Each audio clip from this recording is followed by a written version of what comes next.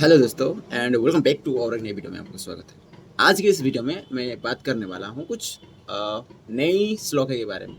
Like 3 number श्लोक है, 4 number and 5 number श्लोक के बारे में बात करेंगे। सॉरी, 3 नंबर श्लोक ऑलरेडी मैं रीड कर चुका हूँ, तो 4, 5, 6 के बारे में बात करेंगे आज। एंड सभी वीडियो की तरह मैं इस वीडियो में भी आपको थोड़ा याद दिलवा देता हूँ कि जो पिछले दिन में क्या रीड किया था। रीड तो ऐसे भी किए थे श्लोक नंबर 1, 2 एंड 3 के बारे में, तो थोड़ा याद करते हैं थोड़ा।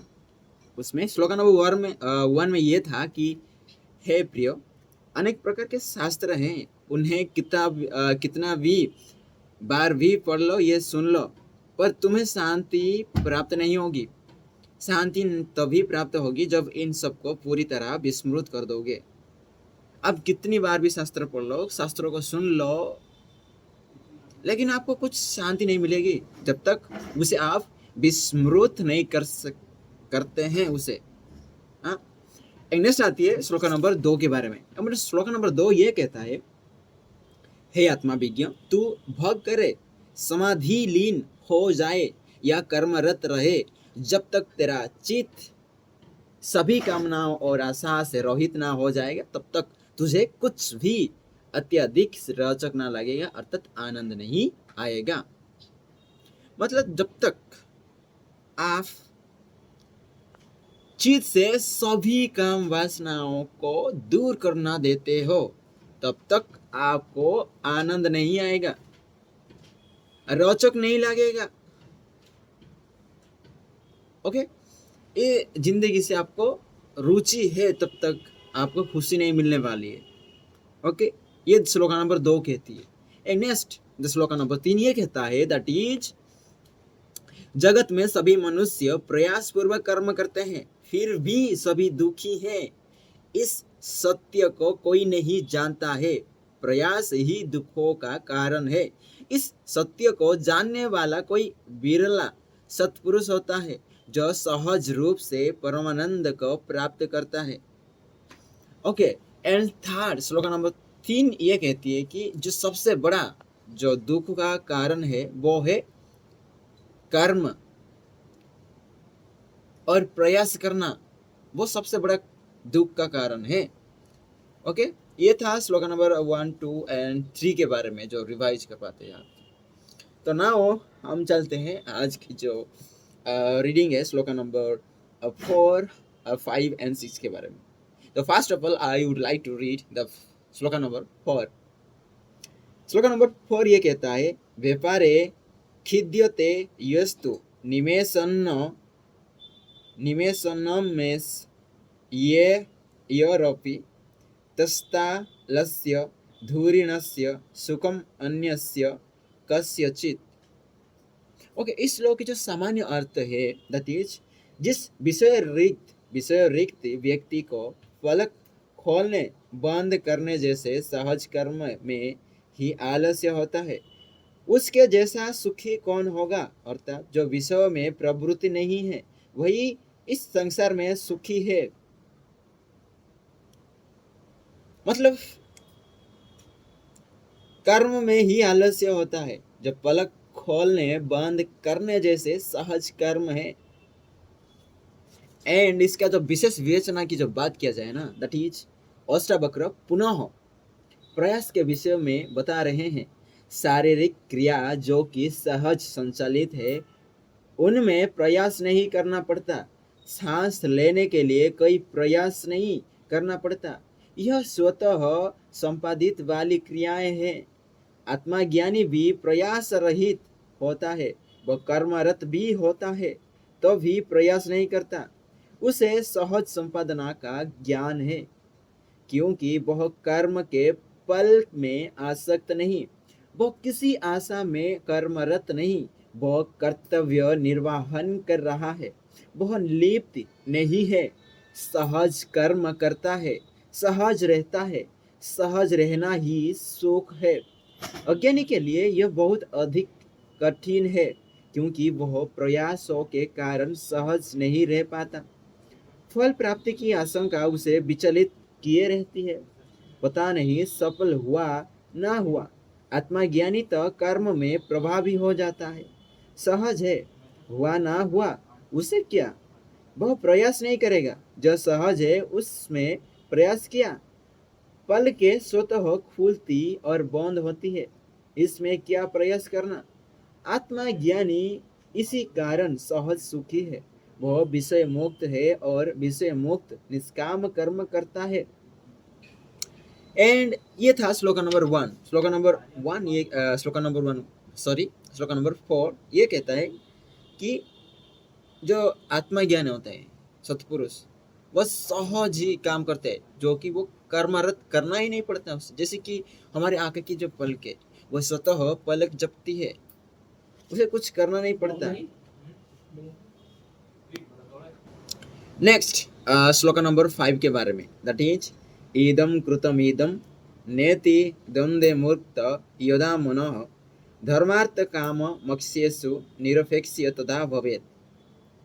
और सामान्य अर्थ की बात किया जाए, दैट इज मैंने यो किया या यो नहीं किया, जैसे कर्म दंड से जो मुक्त हो जाता है उसे चार पुरुषार्थ से भी कोई अपेक्षा नहीं रहती, वो पूर्ण रूप से निष्काम व निरपेक्ष हो जाता है।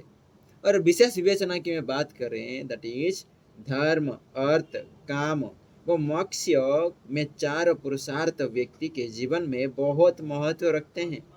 इनसे ही जगत के द्वंद्व है, इनके कारण ही व्यक्ति भौतिकता के जाल में फंसा रहता है। उसे वैदिक सुखों की ऐसी चाहना होती है कि वो कृत अकृत भी विस्मृत कर देता है। लाभ हानि के विषय में सोचते रहना उसका द्वंद्व बन जाता है। उससे वो विचलित रहता है, क्या करूं क्या ना करूं, यह करता तो वो होता, वो करता नहीं तो यह होता नहीं, मैंने यो किया है यो नहीं किया है। ऐसे ही द्वंद्व जीवन भर चलते रहते हैं और उसी किसी भी पुरुषार्थ की प्राप्ति नहीं होती, वह अतृप्त ही रहता है। आत्मज्ञानी इस द्वंद्व से दूर है, वह कर्म अकर्म का बंधन तोड़ चुका है, वह सहज है, वह कर्ता भाव से मुक्त है और प्रयास ही नहीं करता। उसकी किसी भी पुरुषार्थ में रुचि नहीं होती, वो लाभ हानि का विचार नहीं करता और यह यही कारण है कि वह सुखी रहता है। प्रारब्ध उसे बिना प्रयास के ही सब उपलब्ध करा देता है। ओके, जो श्लोक नंबर 5 ये बात करता है कि मैंने यो किया यो नहीं किया, एंड ये करा तो ये होता, ये ना किया होता तो आज ये दिन देखना ना पड़ता। ऐसे चीज आप सोचने पड़ते हैं, वो पूर्ण रूप से निष्काम निरपेक्ष हो जाता है। एंड जो ज्ञानी पुरुष होता है सत्पुरुष होते हैं, वो इन सारी चीजों से दूर होता है।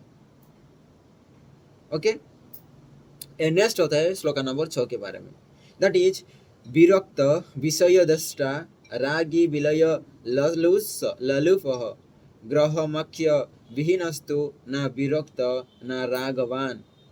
और सामान्य अर्थ की बात किया जाए, दैट इज जो सभी विषयों से विरक्त हो जाता है, वो विषय दर्शी होता है। जो विषयों में रमा रहता है वह विषयानुरागी होता है, किंतु जो न ग्रहण की इच्छा रखता है और न त्याग की, वह न विरक्ति है न रागी है। और विशेष विवेचना की बात करा जाए इस श्लोक की, दैट इज जो जगत विषयों से आबद्ध होता है और व्यक्ति भी इन विषयों में फंसकर ही व्यक्ति राग द्वेष में पड़ता है। कामना और वासना में अंतहीन अतृप्ति उसे उद्विग्न वो खिन्न रखती है। उसका चित्त नई नई इच्छाएं पैदा करता है और व्यक्ति इन इच्छाओं की पूर्ति के लिए क्रोध अक्रोध करता रहता है। राग द्वेष की यह स्थिति इतनी विचित्र होती है कि वो कभी तो व्यक्ति विषयों से उब कर उनसे दूर होने के प्रयास करता है, कभी उनमें पूरी तरह लिप्त हो जाता है। चित्त ने विकारों का एक सीमित घेरा बना रखा है। विषय लल्लुफ इसी में चक्कर लगाता रहता है। वह स्वयं को धोखा देता है और विषयों में रमा रहता है। वासनाएं उसे और भी उधेलित करती है और वह रागी बन जाता है। रागी की वृत्ति बड़ी ही हानिकर होती है। राग में छोड़ने का विचार तो कभी आता ही नहीं। आत्मज्ञानी इस वास्तविकता का ज्ञान जान गया है कि तो उसे ना ग्रहण करना है और ना त्याग करना है। उसे कुछ करना ही नहीं है, और जो कुछ करना ही नहीं वह निरपेक्ष निष्कर्म, ना वह विरक्त है और ना रागी है। वह तो राग देश से रिक्त है। ओके, ये रहा श्लोक नंबर 4, 5, 6 के बारे में। एंड लास्टली जो श्लोक नंबर 6 है, ये कहती है कि तुमको सभी चीजों से विरक्ति होना है। द्वेष, सब विषय विरोध, विषय द्वेषी होता है। जो विषयों में रमा रहता है, विषयानुग्रही होता है, किंतु जो ना ग्रहण इच्छा रखता है, ना त्याग, वो ना विरक्त ना रागी। जो इच्छा ही नहीं रखता भाई कुछ ग्रहण करने का, कुछ त्यागने का, तो वो अच्छे से रहता है, खुश रहता है, बहुत अच्छा बिंदास। ये श्लोक नंबर 6 कहता है। एंड आज के लिए इतना ही, मिलते हैं एंड और एक नई वीडियो में। And thank you for being with me. And this is the day 203 I think होना चाहिए। 3 या 4 इसमें से एक होना चाहिए। एंड मिलते हैं नेक्स्ट नई श्लोक के साथ, आपका लोगों के साथ। Thank you.